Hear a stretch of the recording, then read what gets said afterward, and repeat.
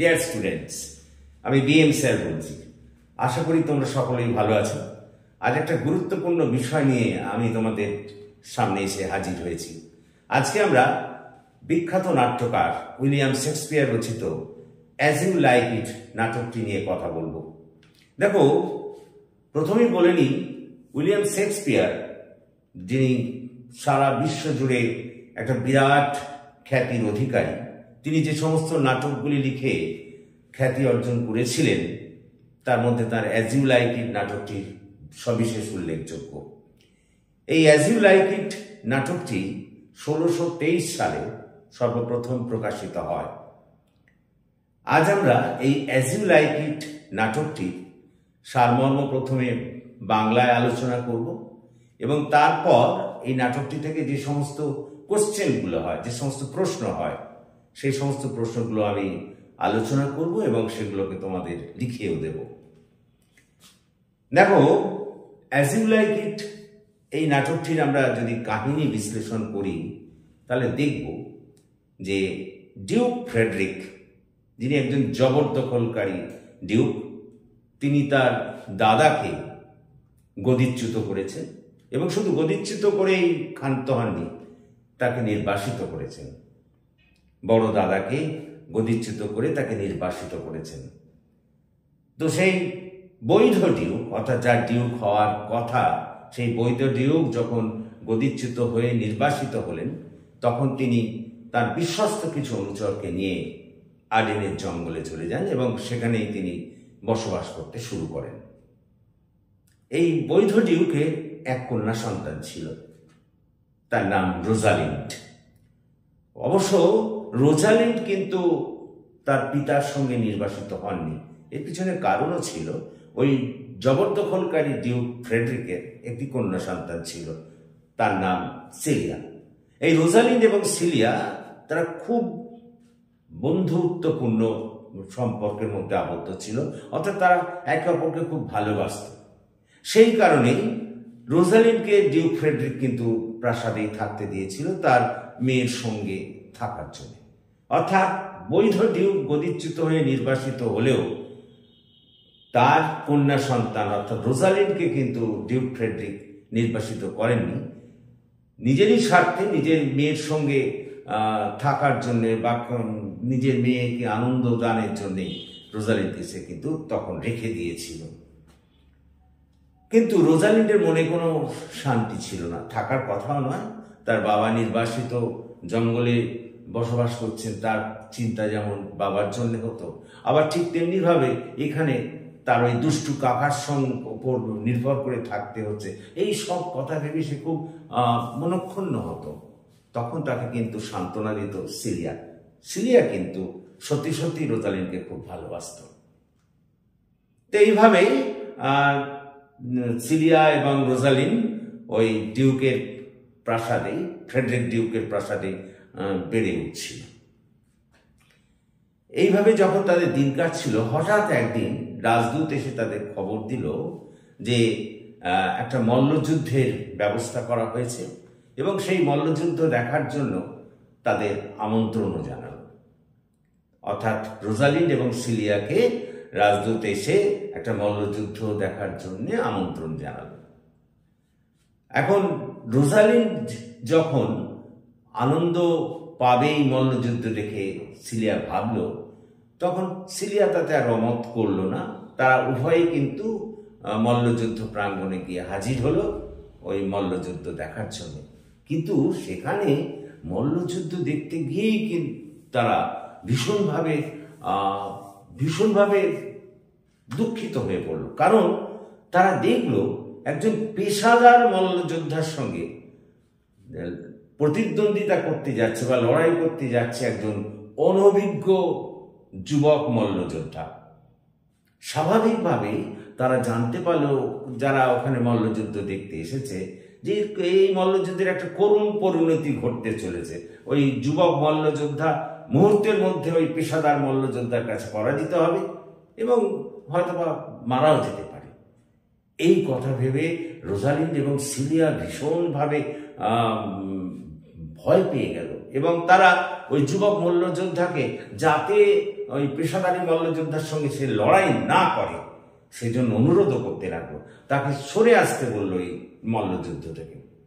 কিন্তু ওই যুবক মল্লযোদ্ধা কিছুতেই সরে আসার পাত্র নয়, বরঞ্চ এই দুই সুন্দরী মহিলার দ্বারা সে আরো বেশি অনুপ্রাণিত হয়ে জেদ করে সে লড়াই নামবেই বলে ঠিক করলো, এবং হলো, লড়াই হলো।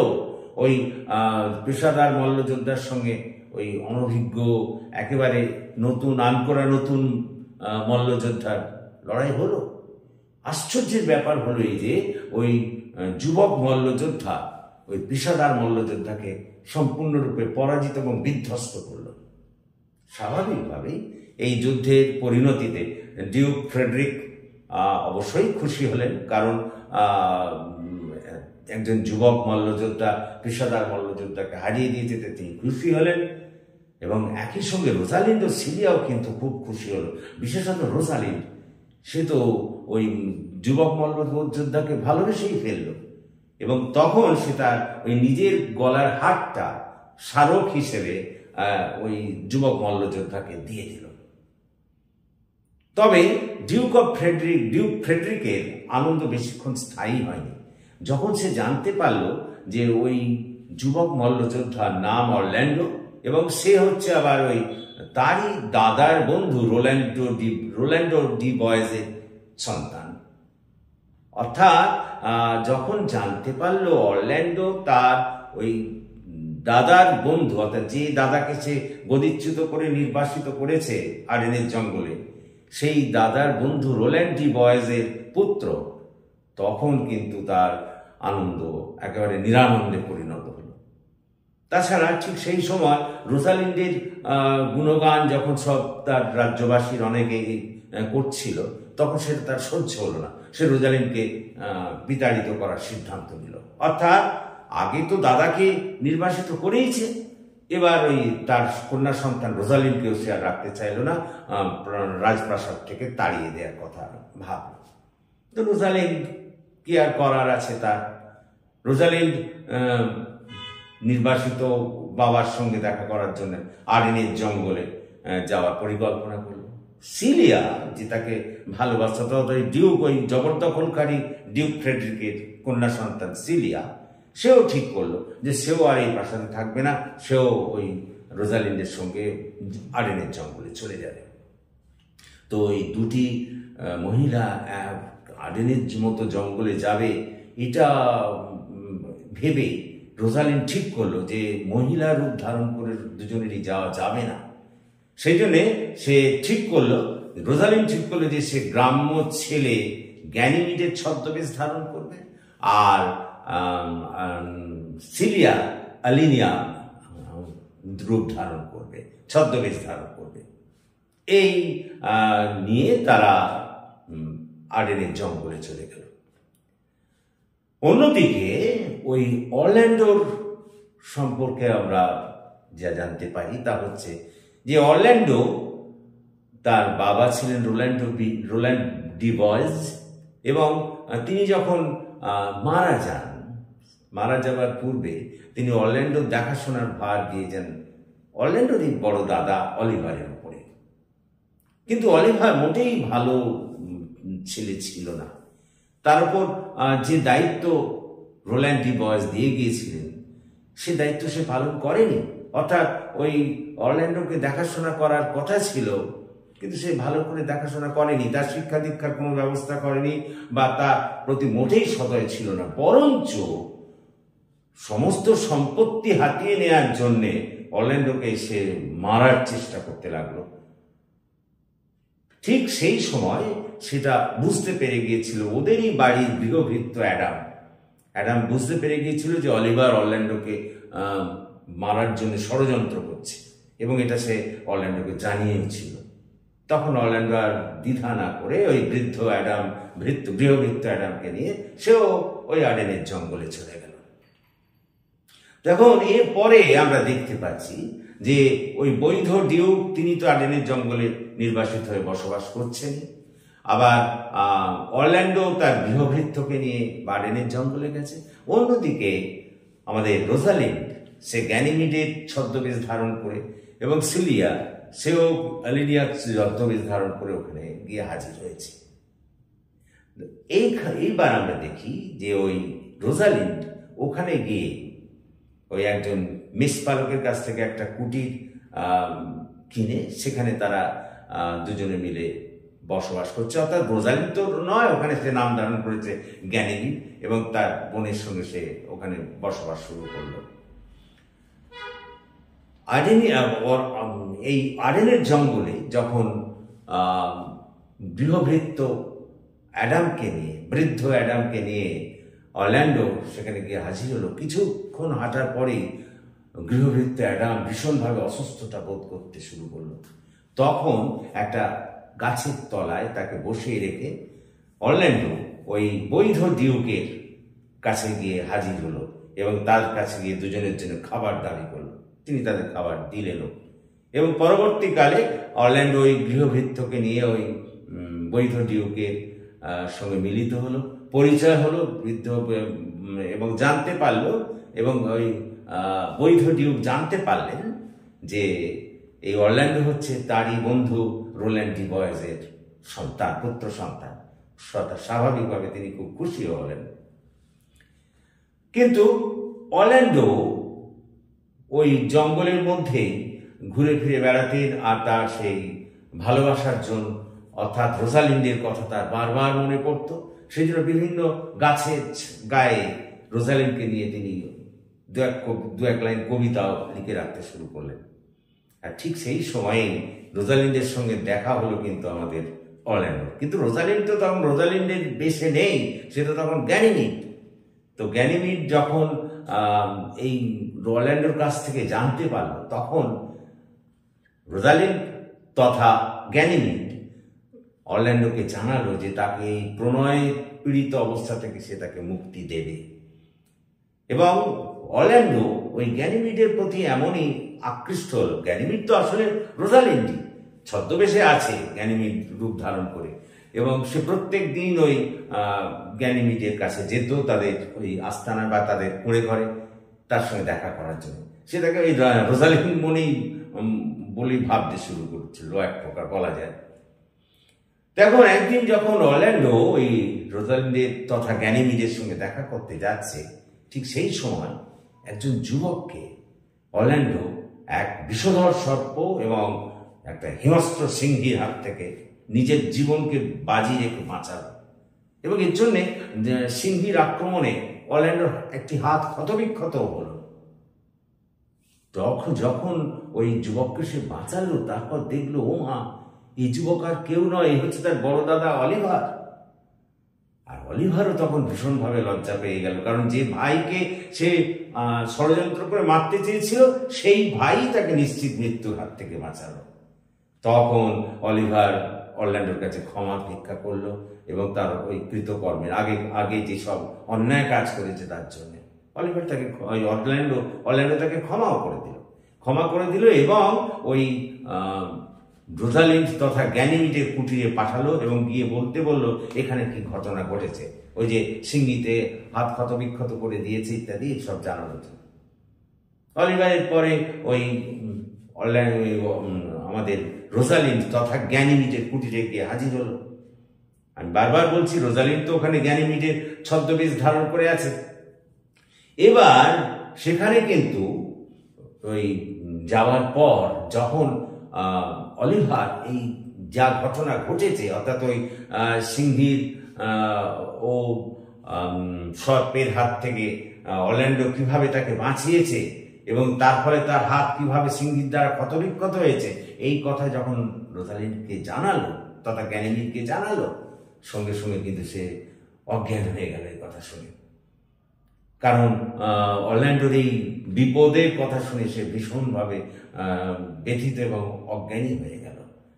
আর অন্যদিকে আমরা দেখি এইখানে অরল্যান্ডোর সঙ্গে ওই সিলিয়া, অর্থাৎ যেখানে আলিনিয়া রূপ ধারণ করে আছে, তার সঙ্গে একটা প্রেমের বন্ধনে তারা দুজনে আবদ্ধ হলো।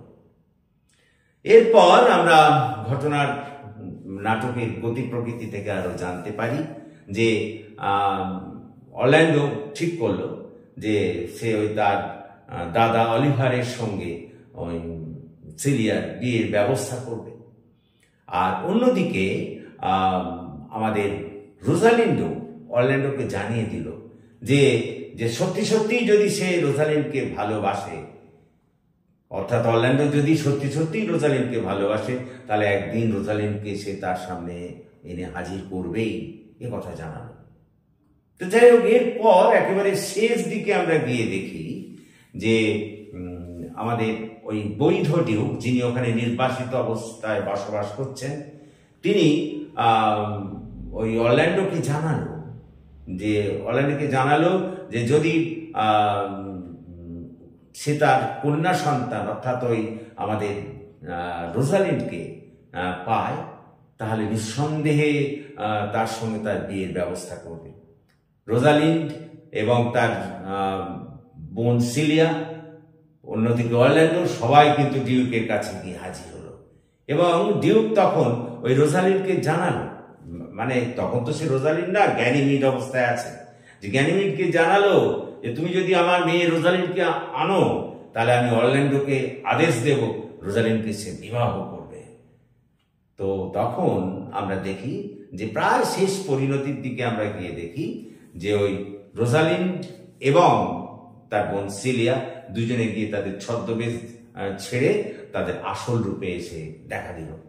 এবং রোজালিন্ড এসেই তার বাবা অর্থাৎ ওই বৈধ ডিউক, যিনি ওখানে নির্বাসিত অবস্থায় বাস করছেন, তাকে প্রণাম করলো, তার আশীর্বাদ চাইল। এবং সেই সময় আমরা দেখি দুটি বিয়ে হলো। এক হচ্ছে রোজালিন্ডের সঙ্গে আমাদের অরল্যান্ডোর, অন্যদিকে অলিভারের সঙ্গে কিন্তু বিয়ে হলো ওই সিলিয়ার।